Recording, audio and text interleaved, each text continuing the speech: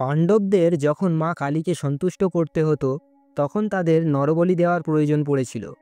সেই সময় অর্জুনপুত্র ইরাবান নিজে স্বেচ্ছায় বলি দেওয়ার প্রস্তাব রাখেন, কিন্তু তার একটি শর্ত ছিল, তিনি অবিবাহিত অবস্থায় মৃত্যুবরণ করবেন না।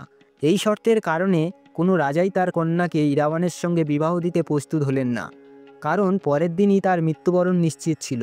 কেউই কন্যাকে এত অল্প সময়ের জন্য বিবাহ দিতে সাহস পেলেন না।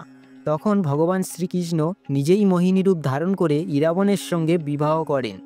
এর ফলে ইরাবণের ইচ্ছাও পূর্ণ হয়।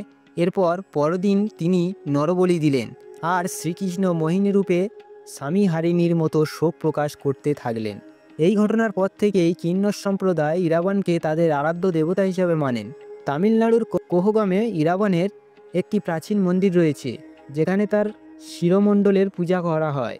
প্রতি বছর কিন্নর সম্প্রদায়ের মানুষ সেখানে বিশেষ প্রথা অনুসারে এক রাতের জন্য ইরাবণের সঙ্গে প্রতীকীভাবে বিবাহ করেন এবং পরদিন বিধবার মতো শোক পালন করেন।